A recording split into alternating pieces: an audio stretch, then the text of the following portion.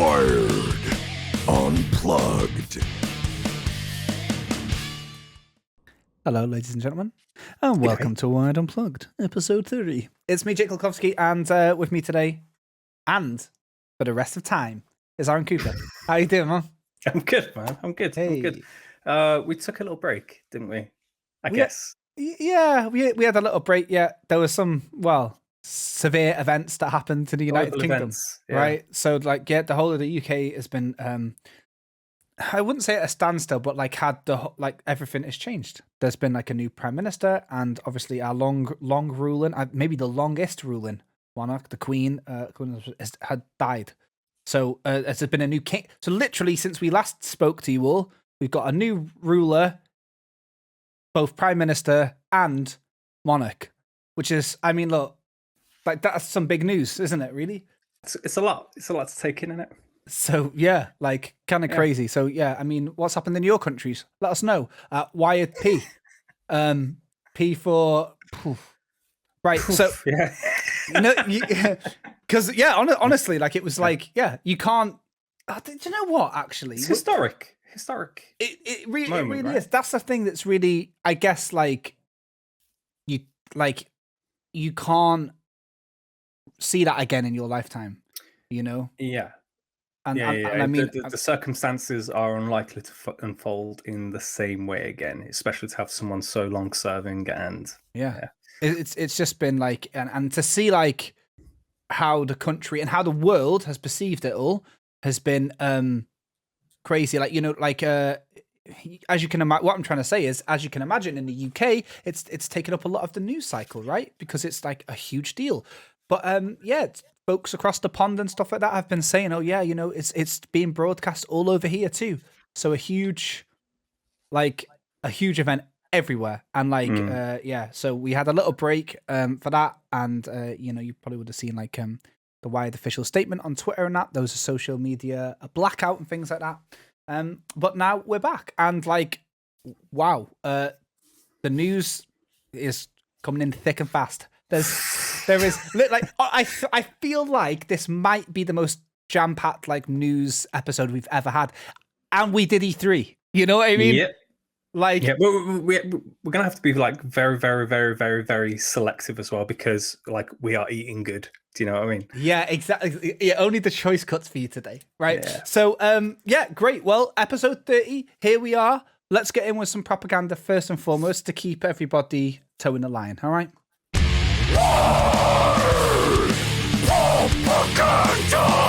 Wired Propaganda. All right. This is a segment of the show for those who are just joining us. By the way, there has been quite a lot of new people joining us. So we've got new thumbnails and stuff on YouTube. If you're an audio listener, you might be delighted to hear that we're also on YouTube. But we have real life faces and stuff. We're here. We're not just ghosts in the machine, baby.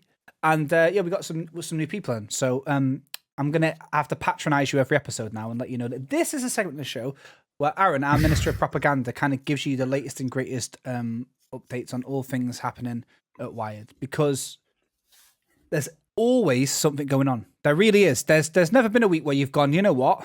Nothing. There's not been a single week. There hasn't ever been a week, every week, even the episodes that you don't see, there's something. So what have we got going on in the world of Wired this week? I'm going to kick off with something that's actually not, that wasn't down to talk about. And if you are listening to this on Friday, when this goes out, you'll be able to catch us and the Wired team at EGX. We're going to be at EGX showing off quite a few cool games.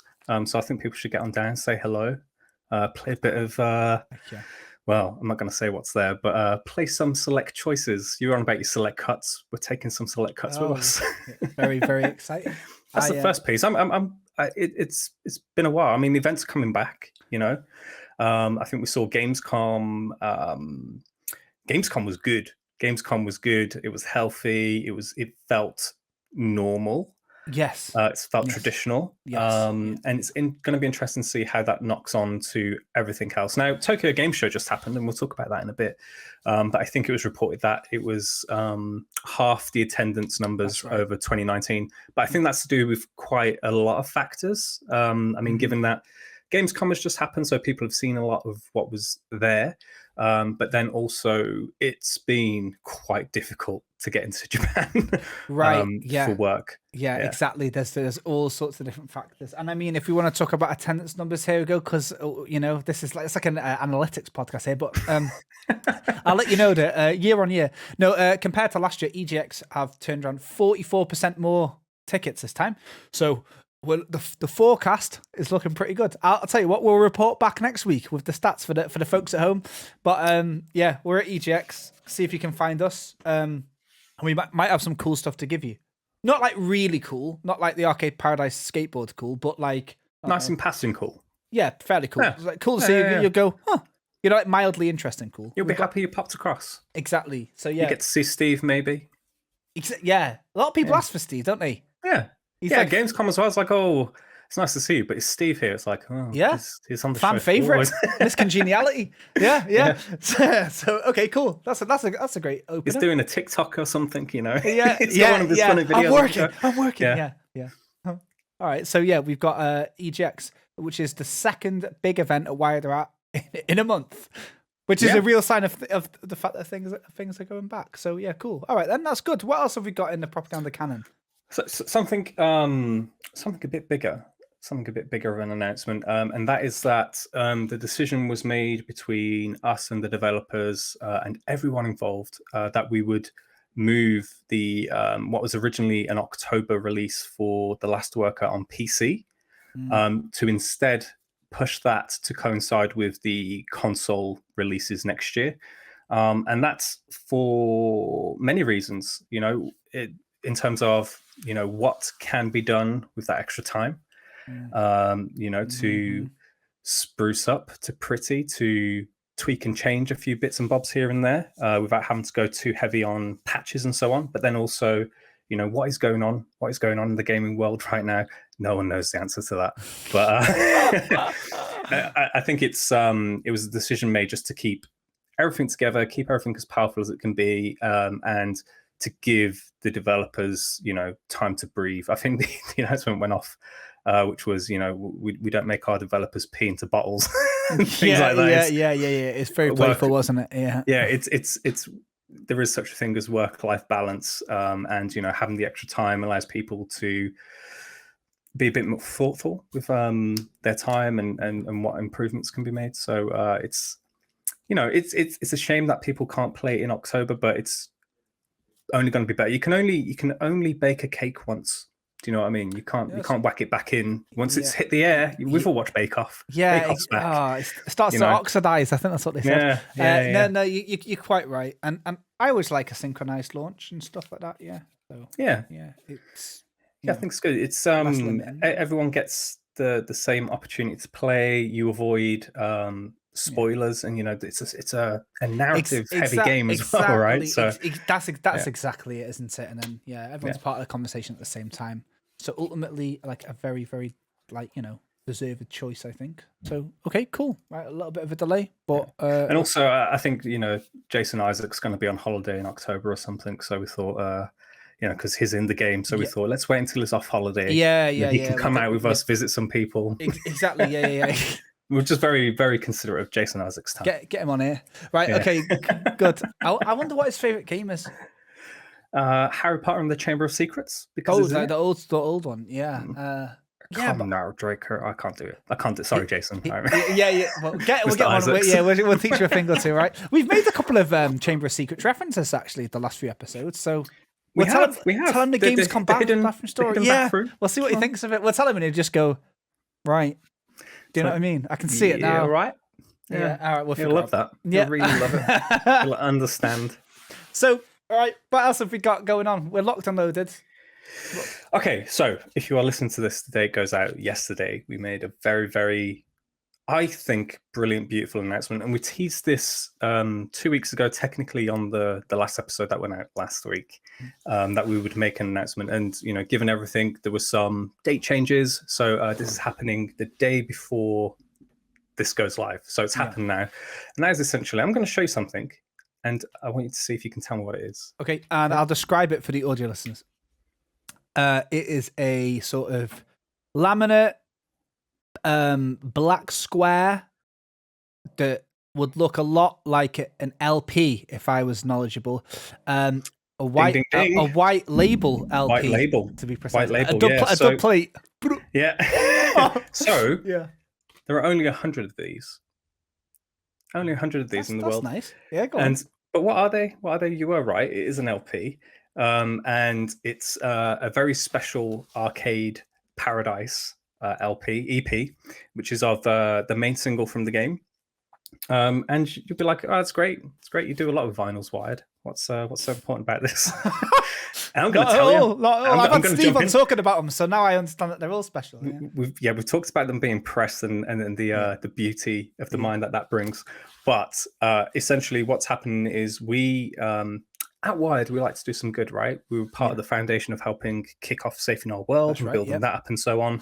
And it's always nice that when you work on a game, you can in some way give back to the industry, to the people who play the games, and the people that make the games, right? So what we are doing is we have released the Arcade Paradise single on Bandcamp and on streaming services, and every single sale of the track on Bandcamp, all of the proceeds, actually, sorry, it's not the profits, all the proceeds are going to Safe in Our World. That's great. That is good. Yeah. That is good. Yeah, both are like, that's cool, but also, morally good. Morally good, yeah. And Leo, we spoke to Leo. Leo's been on a few times, but friend of the show. His desire is, if everyone streams it, if everyone buys it, you can do some good. And if we can get this trending, charting on streaming platforms, on the radio, whatever, you name it, then wouldn't that be a thing? It would be great. It would be great to be able to push such a positive force for good. That's really nice to everyone in the world.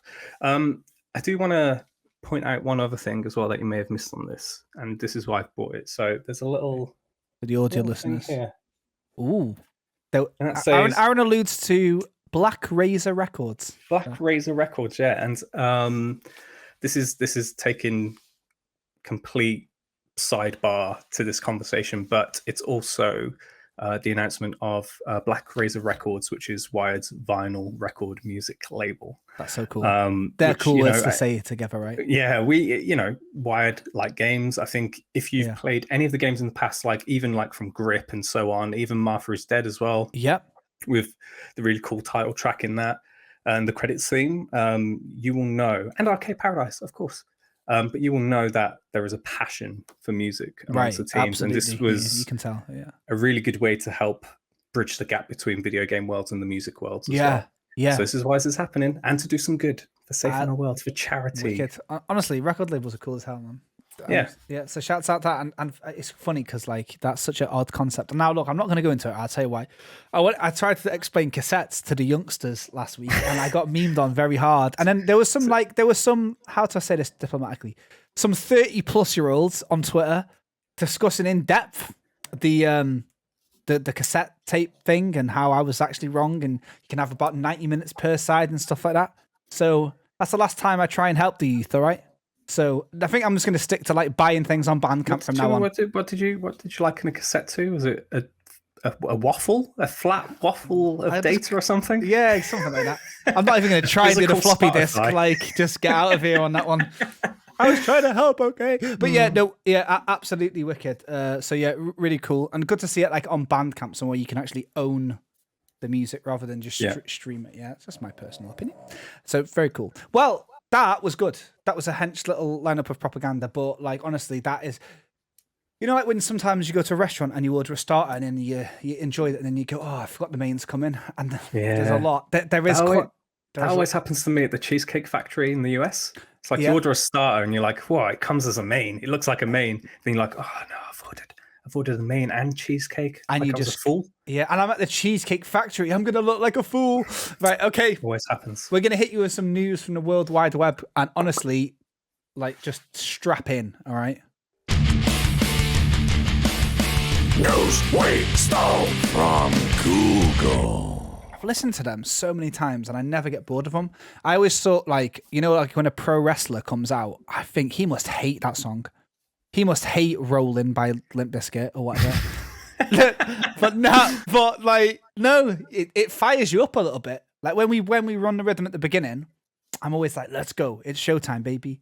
You know? So that moment of zen, it's like, yes. Yeah. And now I'm like, it's ready. I'm ready for the news after that. I love it. Anyway, yeah, so the internet is vast and the news is like just insane this week. So we've had to do a pretty curatorial job here. Aaron, what would you like to bring to the table? There's something that you want to talk about, I think, isn't there? I think there's a logical path forward for this. And I think because there is one set of things that are grouped together, I think we should kick off with the now confirmed GTA 6 leak. Wow. Okay. So, people would have seen over the weekend some 90 plus videos made their way online. Allegedly, at the time it was alleged, showing in development footage of GTA 6. So GTA 6 has already been announced by Rockstar that it's something that they are working on. It's their next project. But nothing had been shown of the game until now. But not only were the videos leaked, there was also the source code for the game as well, which is the biggest thing in this. And you know, I want to say, like, you know, when you just sit there, you look at things, and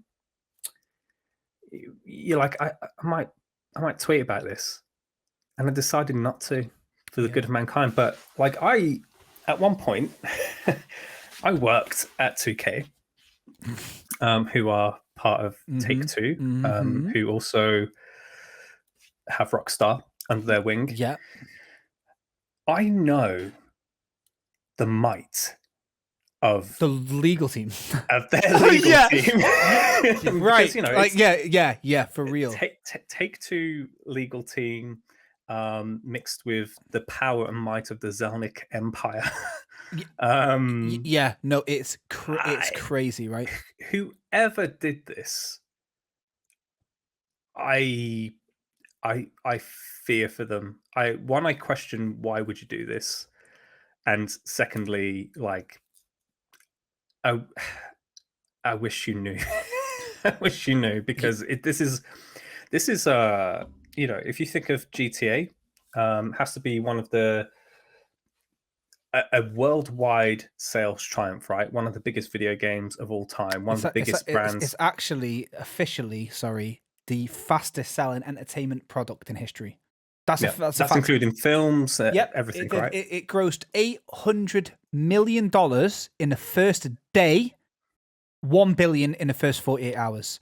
Yeah, it's unbelievable. It's on something like 8 billion now worldwide. Like, the most, like, I think it's the second most financially successful product ever. Like, right. That's how big it's. I came prepared. Followed closely by the Bible. Yeah, right. Yeah, exactly. And you don't get a copy of GTA 5 in every hotel room. Exactly. You know. Yeah. No, honestly, it is unbelievable. So, as of a few years ago, it had sold 174 million copies. It's now over 200 million copies sold. It's so, believe it or not, it's the fastest selling. But little fact, it's actually the second biggest game of all time. Did you know that? I did not know that. It's actually still second to Minecraft. Minecraft has got over 80 million sales ahead of GTA 5 still to this day. But that being said, Minecraft took a long time to accrue that, etc. So there we go. So GTA 5, aka the biggest product ever, pretty much, and a powerhouse. And, you know, like I don't think let's put it this way. I don't think you're more than 20 meters away from somebody, unless you live very rurally, that owns this game.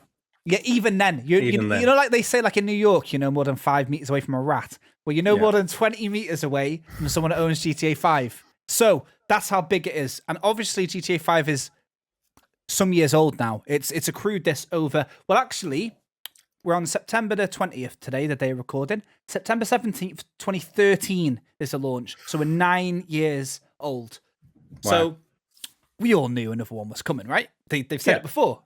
But how do you find out? Well, I guess that's kind of the thing to discuss, right? And you just mentioned you kind of was like the, again, going back to New York, not in a rat way this time. You know, remember that bit in Spider-Man where like they all figure out he's Peter Parker, but they just don't tell anyone.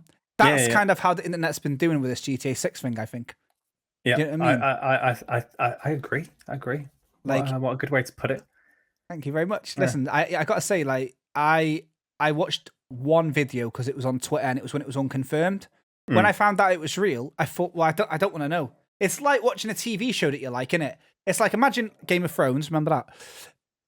Imagine if someone said, what happens if I told you right now everything that happened in the last season of Game of Thrones, but I'll just tell you. You're like, no, I'll watch it, thanks. Let me get the full thing. That's what I feel like leaks are like the equivalent of. Why do I want a shit version of what I will get eventually? You know? That's how I feel. True. And I think there are some people out there saying, it looks terrible. This isn't my GTA, blah, blah, blah. And it's like, well, okay, this is in development footage, right? Yeah. In development footage, there is still a lot of time to go. Regardless of that, there is enough information on the internet to tell you how games come together in the final stretches. Like, if I were you, go back and watch some of the Wired documentaries that we've done, where we talk about, some of the sprints towards the end of the game on Martha is Dead, Lumot, and yada yada, and you can hear some stories of what those last period of time is. But if you want something a bit bigger, just to say, hey, well, yeah, this is from an indie publisher, go and watch the God of War documentary that PlayStation did around the launch of God of War. And also there was one for The Last of Us, I think, and the depth, and this is shown, so props for them actually showing it, but the fact that it's 2 months out from launch, 1 month out from launch, and like the game isn't working, the game isn't functioning, like everything isn't coming together, and it's those last moments where everything fits. Do you know what I mean? So I'm with you. Like, I'm happy to know it exists. I already knew it exists, but I don't want to see any more until it's ready to be shown. Yeah, it's honestly, like, I don't know. The leaks out there are vast, and yeah, I'm just a bit like, I don't know. I wanted to try and figure out, by the way, in case you're wondering, like, Jake, how's things going over your side? Well, look, I just wanted to bring you all something really nice, okay? So I've been very distracted, but like, just trust me, okay? I wanted to find out, how much percentage of planet Earth owns GTA? Yeah, you ready? 3%. 3% of the world's population owns GTA 5. Blimey! Come on, that's a good start, that, isn't it? That's incredible. Thank you very much. And so when people say it's not my GTA, I was just thinking, well, there's a high chance it'll be somebody's. So like.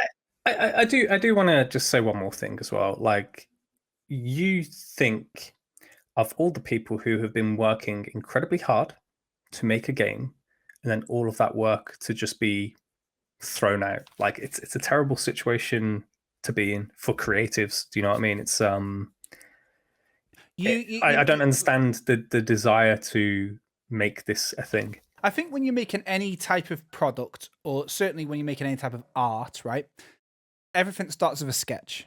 They say that writing is rewriting, and I guess a guitar riff never starts off the final version. There's all sorts of like embellishments and things at the end, and it's the same when you're doing anything. It normally that last little sprinkle of finesse at the end is the ooh stuff, and that's what sucks for these people working on it. These character models and these bits of animation and stuff like that, they all look janky, probably, because they're not done, and it's that last bit when it all gets put together that makes it look great, and that's what sucks. People are going to be judging on, like, a work in progress when, like, all they're seeing is potential, and rather than see it as potential, they're viewing it as some sort of product. But like, what I was wondering was, again, I'm trying to think more historically, right? I'm thinking, is this the biggest leak in history? Like, well, not WikiLeaks level, but I mean entertainment wise. I think maybe for the biggest property, but if you look at just what's happened in very recent months as well, like the Nintendo Giga leak that happened, the Nvidia leak, which Capcom leaked quite a few games that have been proven to be correct. I think Capcom got smashed as well, didn't they? Like, I think like one thing I want to say is, and it's not that relevant, but I wanted to bring it up for a bit of a laugh. I think sorry, but I know you're before you go on a laugh, I'll say something quite serious. You know, go on then. that we say, "Oh, this is a leak," but it's theft. Yeah, That's what this is. Well, this isn't someone let slip accidentally. This is someone has stolen this. And the source code has like even worse connotations than a consumer could imagine. By the way, so that's super serious, right? It's like giving somebody the blueprints to your city. One thing that I found really interesting was that. Well, it's not interesting. It's just, well, I guess it is interesting. It's not good, but it's interesting. Both the GTA leak and Uber, by the way, were completely hacked this week. It turns out that hack isn't quite the right word because both situations seemingly came from somebody pretending to be an employee and just saying, "Can I have access to the work Slack account?" And then they got in. No. Yeah. So this happened to Uber recently. Somebody pretended to be a member of the IT department and said, "Can I have your password?" And the person gave them the password, and then they got into the Slack and completely owned it. So I believe it's a very similar thing what happened with GTA. You know, like So worth thinking, everybody listening, that hacking isn't always like knowing like zeros and ones. Most of the time, it's social engineering. So be careful out there. Yeah, interesting. Yeah. So interesting. So like, look, I guess it does leave us with a question, and you know, your predictions are very, very entertaining to me, and most of the time, right. So that's good. Two things to point out. One, we mentioned it earlier, but I just want to really underline this. Rockstar could have said nothing, but they did make a statement. They could have said absolutely nothing, but they just went head on. And they tweeted yesterday with a long message, which is basically saying somebody accessed our stuff, downloaded loads of stuff. At this time, we don't worry about our live service games, you know, Red Dead 2 and GTA 5. We're extremely disappointed at some details. And then it says this, I'll give you the direct quote now. "Our work on the next Grand Theft Auto game will continue as planned, and we remain as committed as ever to delivering an experience to you, our players, that truly exceeds your expectations. We will update everyone again soon, and of course, we'll properly introduce you to this next game when it's ready. We want to thank everyone for that ongoing support of the situation." So, I guess the important thing there is that they acknowledged it, but also they said that they're going to show people soon. So I wonder how soon is. Is soon in a Rockstar way? It's been 9 years since GTA 5. It's been a while. Yeah. Or is it soon like Jeff Keighley's got a thing in December? It's kind of soon, you know? Do we think it's... let me just ask you a yes or no question. And for the folks at home, feel free to place your bets. This side of Christmas or not?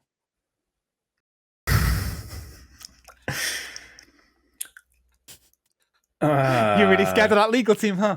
No. Okay. I'm going to say no. Me too. I don't think we'll see it this side of Christmas. I also think, I think you mentioned the game where Jeff Keighley's got a thing and all that. It would be very out of character for them to use anyone else as a platform to announce their game. If you look at how they did Red Dead, which was, we changed our profile picture and stuff on a Sunday. Yeah. You know, and it becomes like one of the biggest news reports in the world. It's they're just doing somebody else a favor, aren't they? Yeah. If they do anything, like they can create their own moment out of literally thin air. Yeah. You know. So yeah, you're dead right. I remember how Red Dead was handled, and they had written impressions only, didn't they? They invited some people to go and play it, and then they could only describe what they were doing. I thought that was very clever, very very smart, and it's always good to watch them. How they do stuff. So yeah, interesting.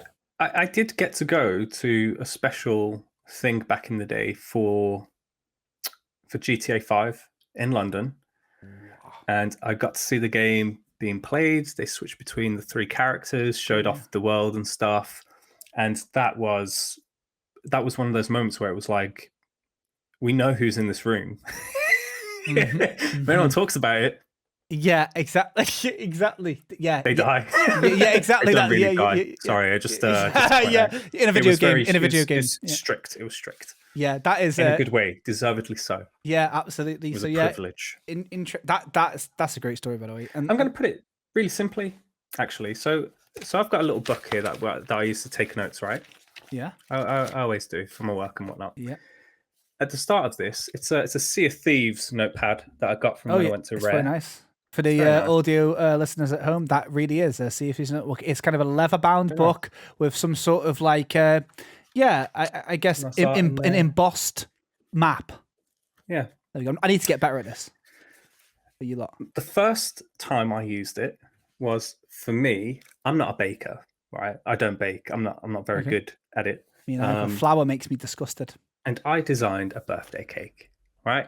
Designed a birthday That's cake. well cute. I did a recipe and all that jazz, and it was based on card captor, I think. It's card captor Sakura. Yeah. And that's Momo Chan on the cake. And so I designed it as like, this will be a good idea.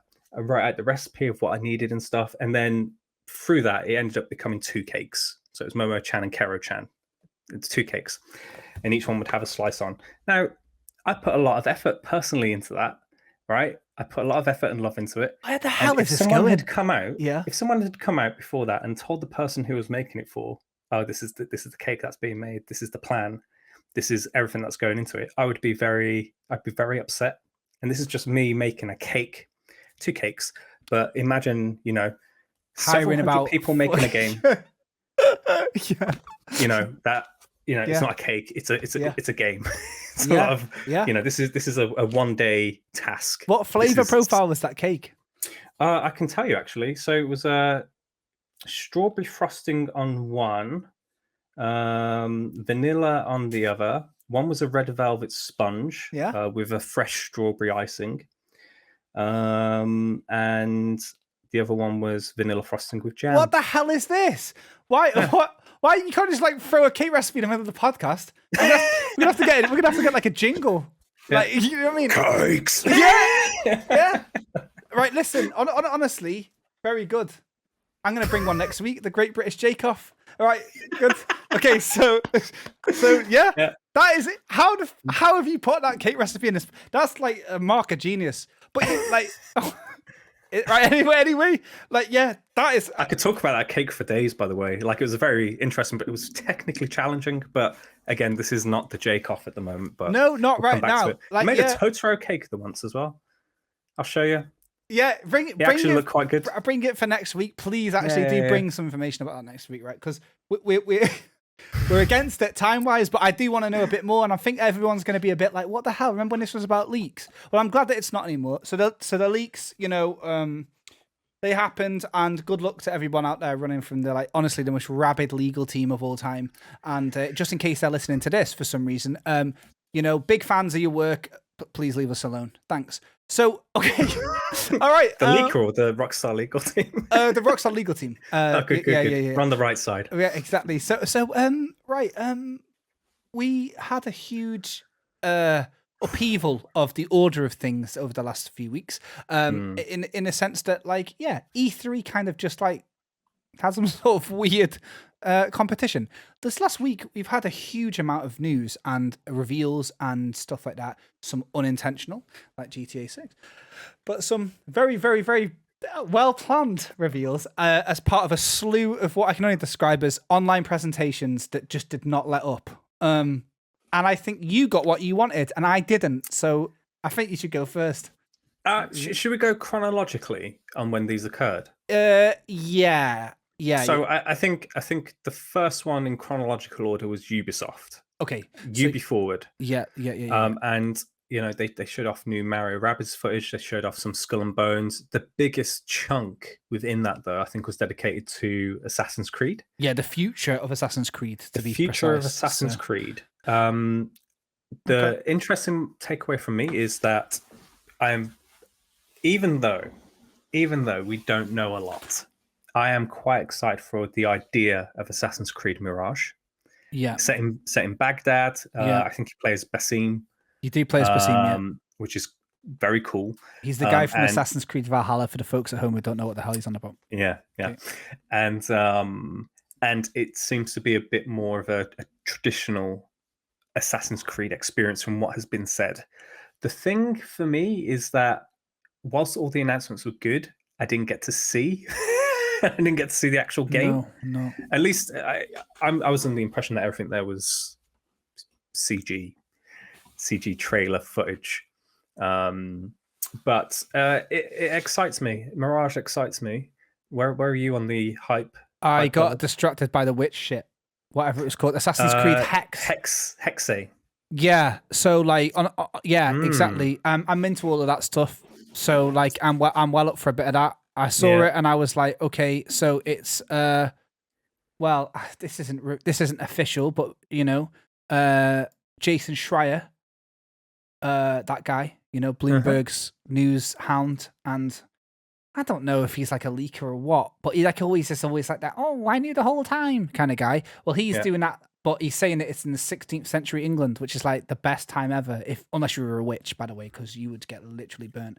But apart from that, do you know they never burn any witches? They just drown them. That's actually drown them. Yeah. Oh, in every England. cloud. Yeah. Exactly. Yeah, not to be confused with Salem. So I'm interested in that. But yeah, Mirage, like I like the idea of it being an homage to kind of the earlier games.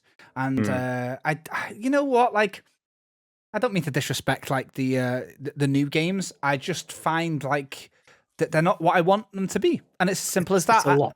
They're a lot. They are. Do you know what they're perfect for? They're perfect for, and I'm feeling it now. I'm going to go on a bit of a tangent, but please bear with me.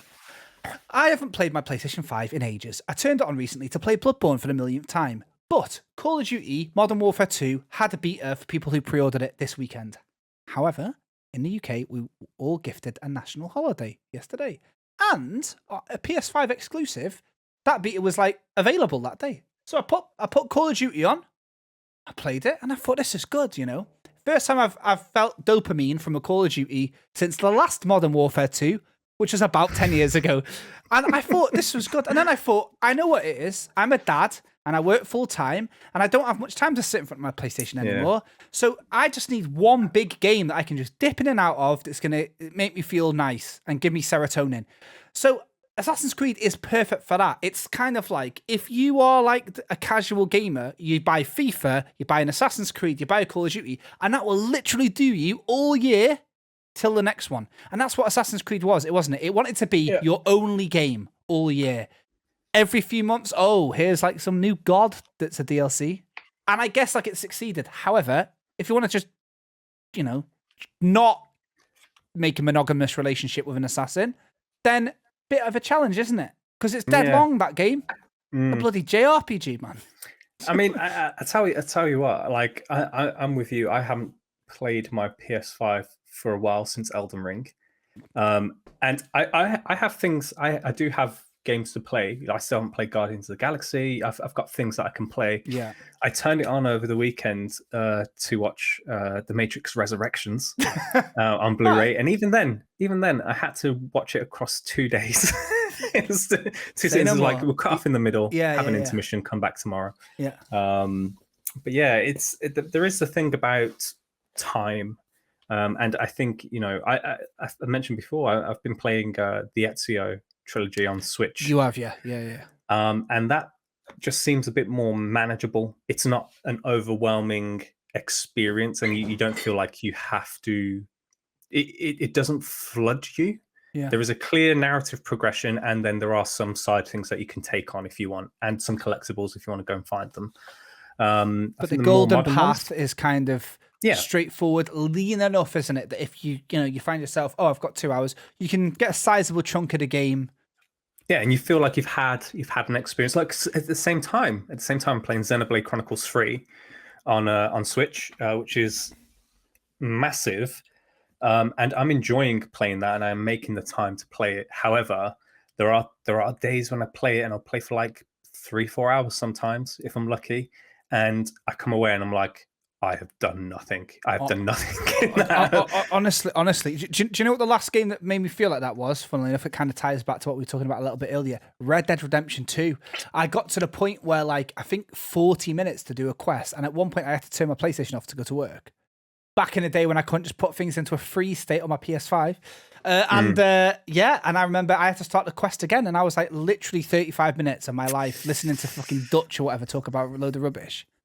Like, oh God. So I like it when games are a little bit more respectful. Yeah. So it's interesting that they did a bit of a flex there. And, you know, my only kind of not like, I don't know, but no one left that, did they, talking about Skull and Bones properly? Like, everyone was on about, oh, what does this mean for Assassin's Creed?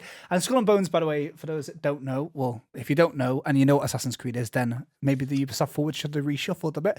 Is their like new IP, which is launching on November the 8th, I think, on all like the major platforms. Nice. And it looks cool. Yeah, it's like you become some pirate bad boy and you're just going around like being a captain and stuff. You can play with your mates, but not like Sea of Thieves, like your journal. Like you can't. Or just join a little, I don't know, what's the word for the boat? Skiffler. Have I made that up? Sounds like one, doesn't it? I'm going to Google the word skiffler. I hope that's nothing bad. It is. Welsh slang for... No, it's a genre of folk music. Skiffle. Skiffle. Yeah. Anyway, so like, yeah. Whatever. The point is, like, you if you play with your mates, you're all captains of your own ships, blah, blah. But I just find it a bit odd that, like... they kind of blew everyone's mind with like multiple Assassin's Creed announcements, and it kind of overshadowed their own thing. So interesting. Anyway, Ubisoft Forward. So that was kind of the amuse-bouche for the week of news, and the hits kept coming, didn't they? Yeah, there was a Nintendo Direct, Jake. There certainly was. We didn't get much wrong way. Nintendo Direct, and given time, I think we're going to have to go Cliff Notes version. All right. But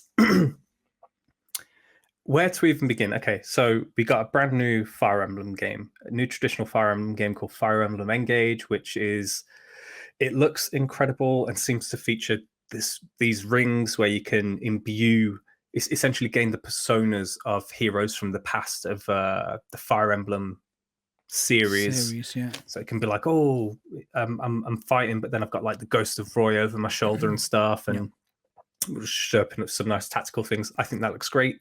That was a game that was, again, in the spirit of talking about leaks, that was something that was leaks several months ago, in terms of the detail about the protagonist with the blue and red hair and so on, which is unfortunate, but I had forgotten about it, so I saw it and I was like, yeah, wow, that's great. So there's a new Fire Emblem. A lot of N64 online games are coming, including like 3 Mario parties, hell yeah. 2 Pokemon Stadium games, which just to segue here, Pokemon Stadium, great games, but I do have to wonder if there is something else up their sleeves announcing Pokemon Stadium games, because if you think about Pokemon Stadium on the N64, it was a bridge game, right? It was a bridge game to your Game Boy, to your Pokemon Red and Blue. Bring them in finally to the big screen, yeah. But I wonder I wonder if there is going to be any additional functionality to like Pokemon Home or something, that you can, if they were a part of the original 151, you can bring them into the game or so on, because the mini games in those games were great, but I'm like, I wonder what the cool game is like playing, you know what I mean? Like that. Yeah, I know what you mean. Yeah, and like, or maybe is it a case of kind of like re-educating people about these games because there's something new on the horizon, and you can't help but wonder. But if it was any other company, I would be wondering. But Nintendo just do whatever the hell they want. Here's Mario. Don't ask questions. So I'm not. In terms of don't ask questions, the next game, GoldenEye. Come on. Okay. Yeah. What the hell was that? Yeah. Yeah, it was like, so the same day, Rare made an announcement that it's coming to Xbox, which is like a 4K version of the game, and so on. But it doesn't include multiplayer. Yeah. The one on Nintendo Switch Online is the Nintendo 64 version of the game, so not all the fancy bells and whistles, but it has online, and you can play online with friends, which is interesting, right? Because I think we've had a conversation before about playing in split screen back in the day, and people would like look over, but you would be playing multiplayer, 4-player multiplayer on just one screen. You won't have any idea where anyone else is, right? That's interesting. Yeah, that is great, and probably like the dream, right? Like literally, imagine the amount of late night Nintendo 64 parties where people who had a Game Boy went, imagine a world where I could play my like GoldenEye that looks like this GoldenEye on my Game Boy with my friend. Like, people must have dreamed of this. You know what I mean? It's crazy. What's funny about this is actually I sneakily think GoldenEye is top 5 Nintendo 64 games in terms of people's favorites. Even though it is third party, everybody knows what it is. It is like the quintessential shooter. Like, it's So to see that was really cool. I do wonder if people are going to enjoy it as much as their memory.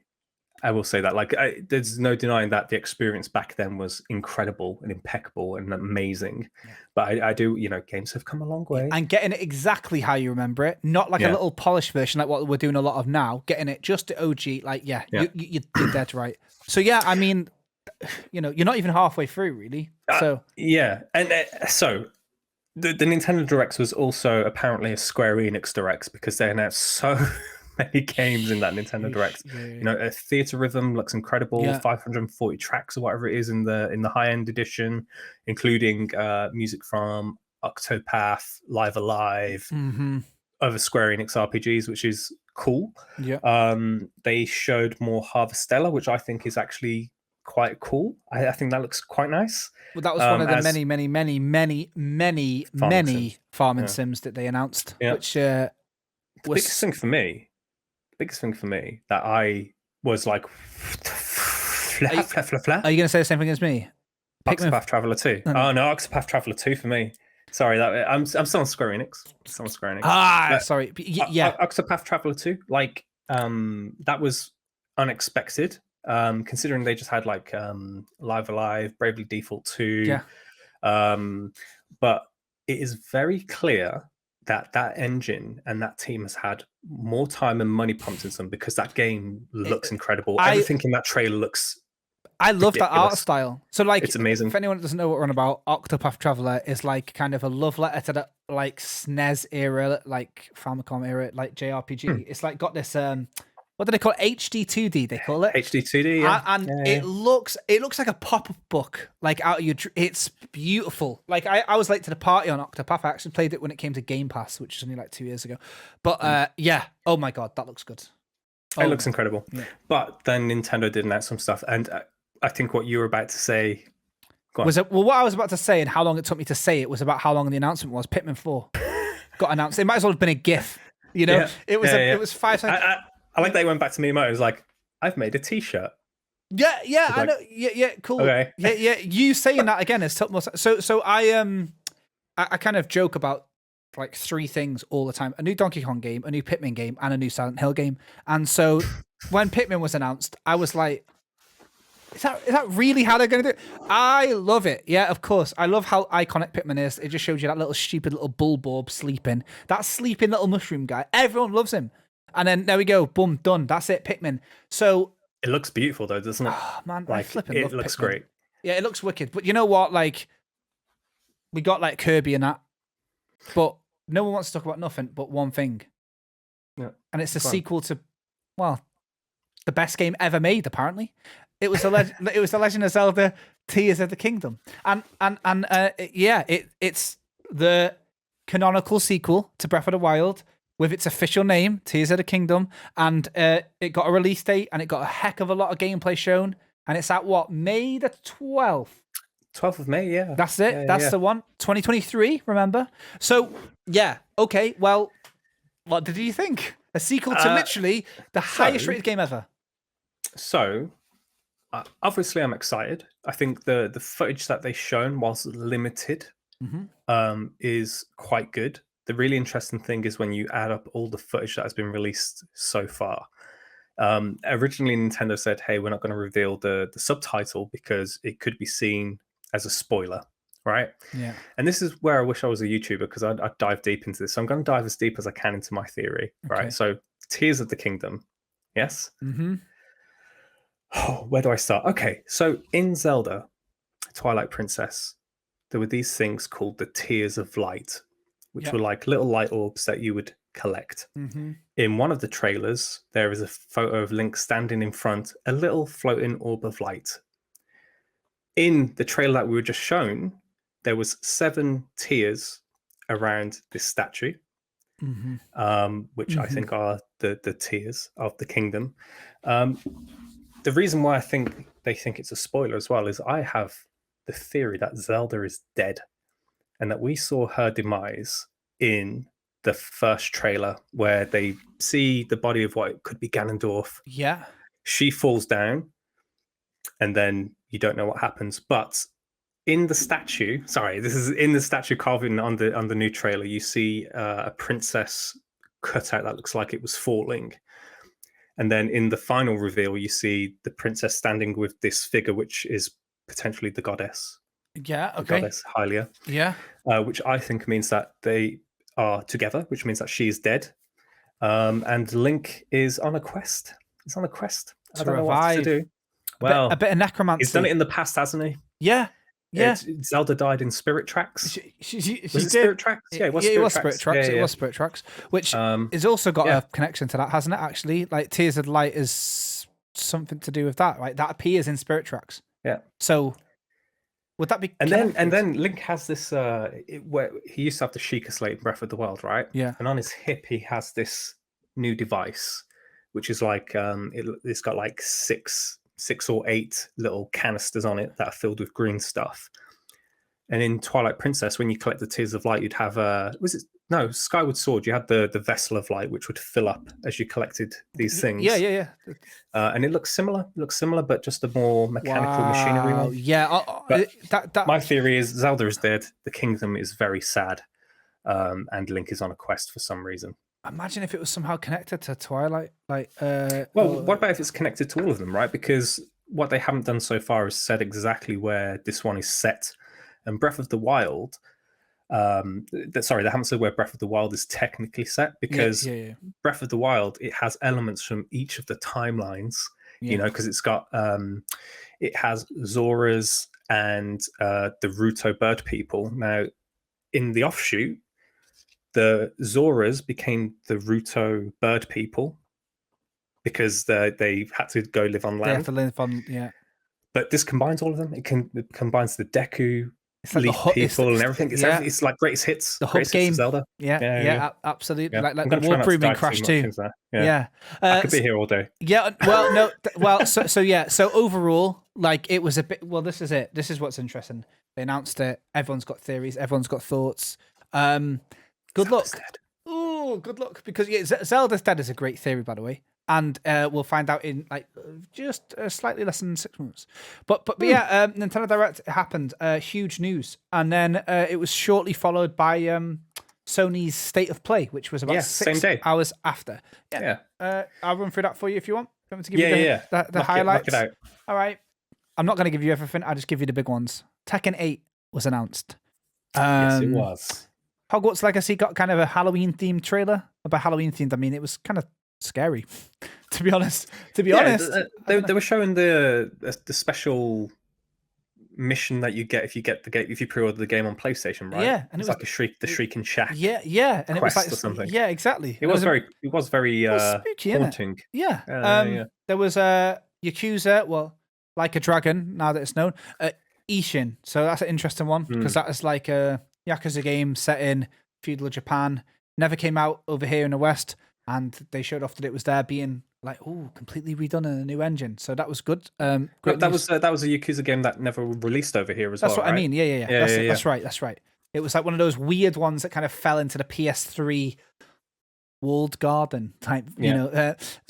I guess Team Ninja surprised people with a game about run-ins called Rise of the Ronin, which looked like, Team Ninja can do whatever they want, quite frankly. I'm a big fan of their work. I think they're really up there. I really respect everything they do. And this looks it's quite fashionable right now to have a game like that. But yeah, they're actually putting out a game that looks like it's got nice stealth elements. You said a little bit earlier that it reminded you like almost of like Assassin's Creed type deal, right? Yeah. So yeah, I'm interested. Assassin's Creed meets Tsushima. Yeah. Get up. Yeah. Kind of meets Shadow of Mordor, I guess, in a way. Like... No, you're right. And this is it. So yeah, I'm a bit like interested in it, but they're working on quite a lot of things. Team Ninja, so Team Ninja, for those that don't know, like they're quite well known for making this game called Ninja Gaiden, which was like the original Dark Souls for any young people. It was very, very difficult and very, very punishing. They did some Dead or Alive games. They did flipping Neo, right? With Koei Tecmo. Yeah. They're working on that Wolong Fallen Dynasty with Koei Tecmo as well. So that's good because it's a Neo-like. And then I guess they did something on that kind of Final Fantasy Stranger of Paradise game, the Chaos. Remember Yes. that? So Yeah. that's maybe like the yeah. So what the heck? They're making this big blockbuster, like their version of It looks great. Tsushima. It looks juicy. Wicked. Yeah, However, it's not the headline act, because at the end of the state of play, they had the one more thing moment, and they just showed off a huge chunk of God of War Ragnarok. Of course, the canonical sequel to the reimagining come sequel to God of War, the 2018 PS4 game of the decade, according to a lot of players. Like it was up there. You know, people have been putting PlayStation first parties. They were saying it's God of War, it's Persona 5, it's Bloodborne, and it's Horizon maybe. But God of War was like their big blockbuster, right?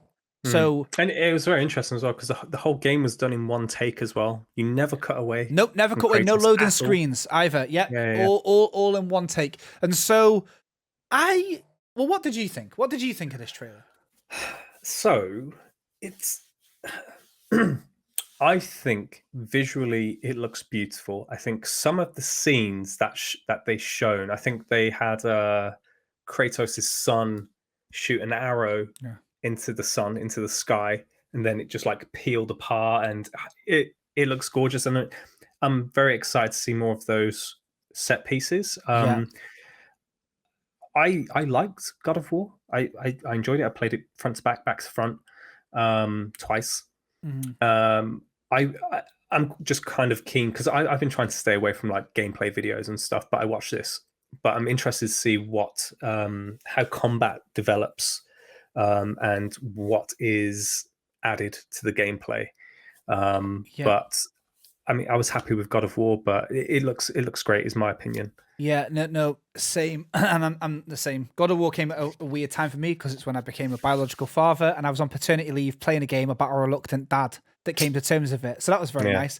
And I'm a big God of War fan. Played all of them. And so when something happens, I won't say it just in case no one played it, but something happens halfway through, and it was very powerful. I didn't expect to like God of War as much as I did, and I actually think that's kind of half the reason that it was so mind-blowing for me.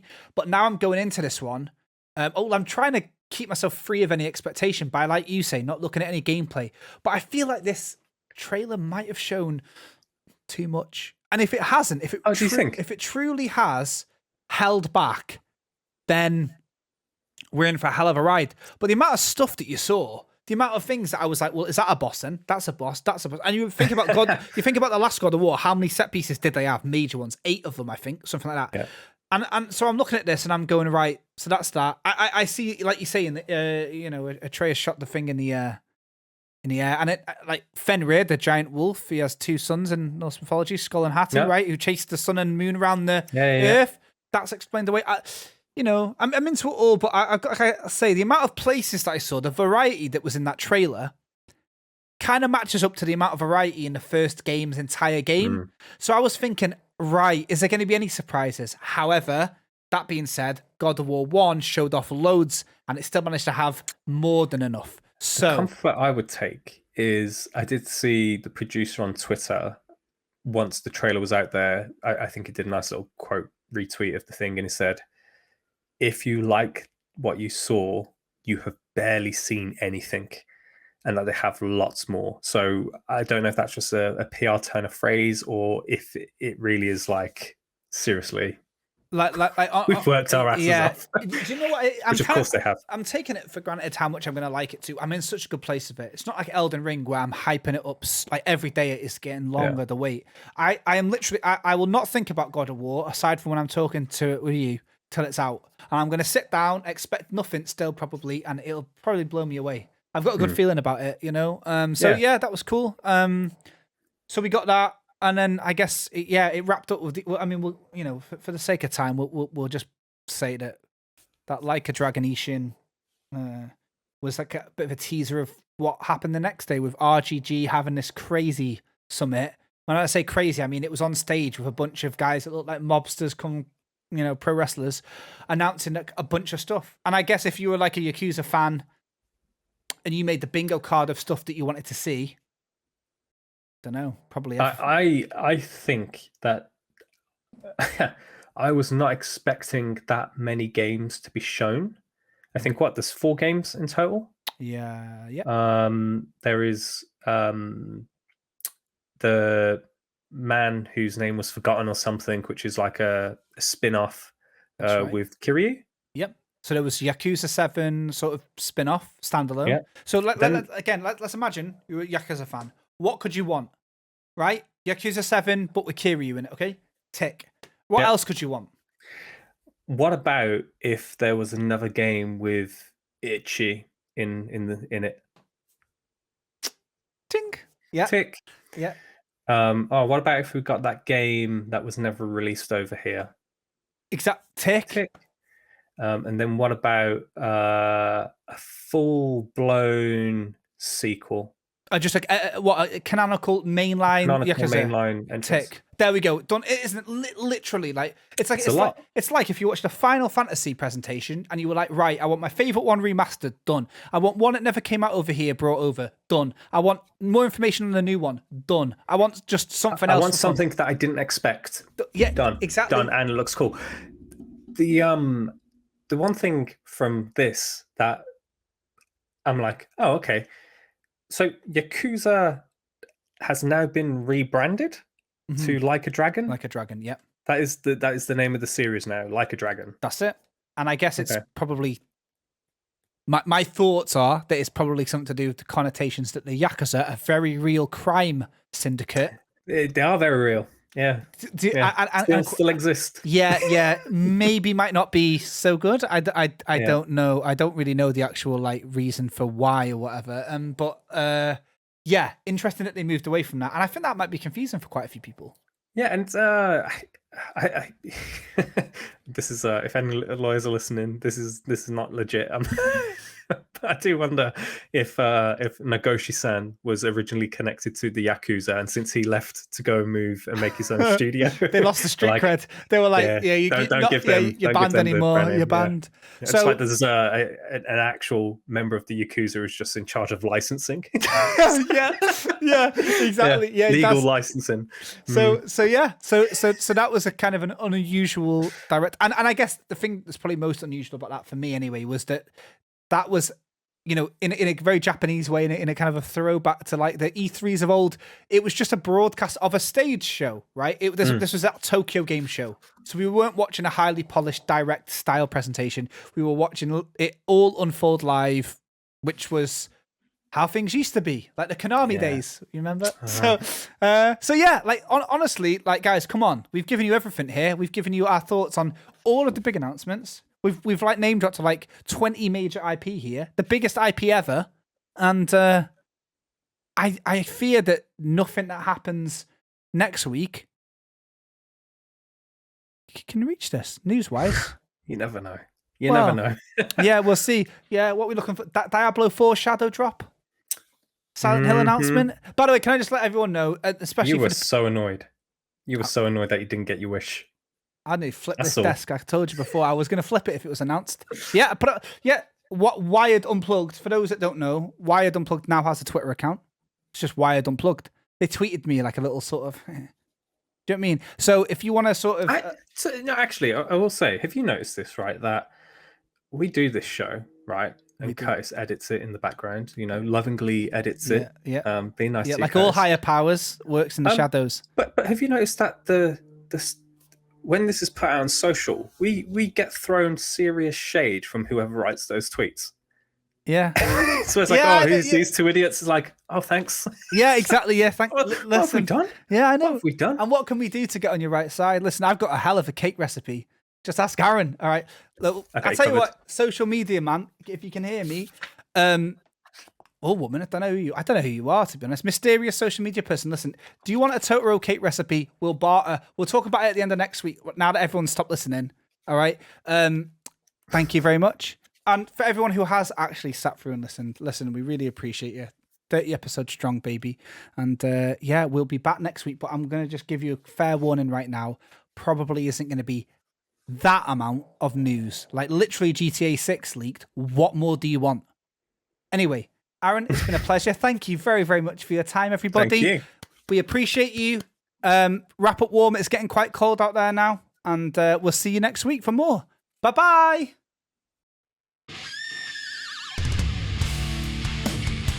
Wired Unplugged.